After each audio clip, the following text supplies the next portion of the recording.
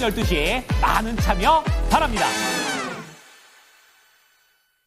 네, 모닝뉴스로 이어가 보도록 하겠습니다. 첫 번째 이슈로는 이번 주 내내 핫했던 섹터죠. 이 주도주인 조선, 방산에 대한 이야기를 챙겨볼 수 있는 마덱스 2025가 부산에서 열린다라는 이야기고요. 핵심적으로 살펴볼 수 있는 게 HD 현대그룹 그리고 하나그룹, 여기에서 내용들이 다양하게 언급이 될 것입니다.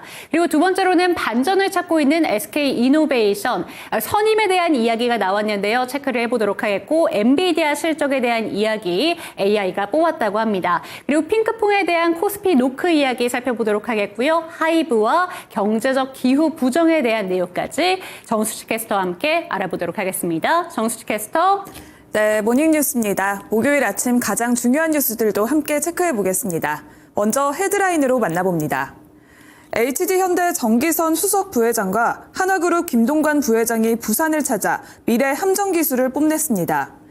SK이노베이션이 사령탑을 장용호, 추영욱 투톱 체제로 전격 교체했습니다.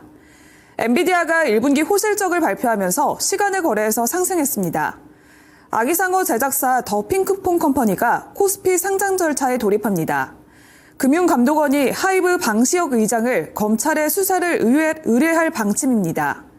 COP30 의장이 경제적 기후 부정의 위험성을 경고했습니다. 첫 번째 뉴스입니다. HD현대와 하나는 28일 부산 백스코에서 개막한 2025 국제해양방위산업전에서 각각 미래형 해양 방산 기술을 선보였습니다.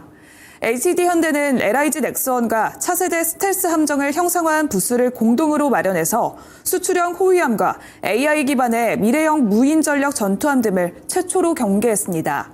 HD현대는 올해 미 MRO 사업이 오는 6월에는 확정될 것으로 전망하고 있습니다. 하나는 이날 처음으로 방산 3사의 통합 부스를 마련하고 역량을 선보였는데요. 하나의 미래 기술과 비전을 설명하고 방산 3사의 통합 역량과 시너지 효과를 강조했습니다. 방산 투톱과 현대 그리고 하나의 행보 눈여겨보시면 좋을 것 같습니다. 이어서 두 번째 뉴스입니다.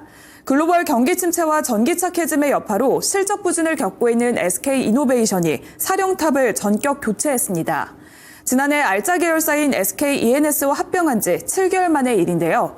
경영진을 신규로 선임하면서 리밸런싱과 운영 개선의 속도를 내고 합병 시너지를 가속화한다는 방침입니다. 28일 오후 이사회를 열고 추영욱 SK이노베이션 ENS 사장을 신임 대표이사로 장용호 SK 대표이사를 총괄사장으로 각각 선임하는 안건을 승인했습니다. 주력 사업인 석유화학과 배터리 모두 업황이 악화되면서 SK이노베이션의 수익성도 지속적으로 나빠졌는데요. 최근 주가 흐름까지 살펴보도록 하겠습니다. 장기 박스권에 갇혀있는 SK이노베이션의 미래 에너지 시장 선점을 위해서 배터리와 LNG 포트폴리오까지 갖추고 있는데요. 하지만 주가는 계속해서 내림세를 보였습니다. 다행히도 전일에는 2차 전지주의 급등세로 긴 하락을 멈추고 5% 가까운 급등세를 보이기도 했는데요. 임원진 교체로 인해서 리밸런싱도 기대해 보시면 좋을 것 같습니다. 이어서 AI가 셀렉한 오늘의 주요 뉴스 살펴보겠습니다. 월스트리트 저널의 보도인데요. 엔비디아가 1분기 시장의 예상을 뛰어넘는 호실적을 기록했습니다. 데이터 센터 부문의 매출은 전년도에 73% 급증한 391억 달러를 기록하면서 미국의 대중 수출 규제에도 불구하고 강력한 실적을 견인했습니다.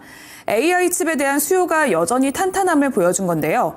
또한 게임 부분의 매출은 전년 동기 대비 42% 증가한 38억 달러로 집계됐습니다. 엔비디아는 원래 게임용 칩을 주력으로 했었지만 현재는 AI 관련 수요가 주요 성장 동력으로 꼽히고 있습니다. 자동차와 로보틱스 부분의 매출은 자율주행차용 칩과 소프트웨어 판매 증가에 힘입어서 72% 증가한 5억 6,700만 달러를 기록했습니다. 호실적을 발표하면서 시간의 거래에서 강세 흐름을 보인 만큼 오늘장 국내 반도체주의 훈풍까지 기대해 보시면 좋을 것 같습니다. 이어서 네 번째 뉴스입니다. 아기상어 제작사인 더 핑크퐁 컴퍼니가 유가 증권시장 상장 절차에 돌입합니다. 이번 주 중에 코스피 상장을 위한 예비 심사를 청구할 예정인데요.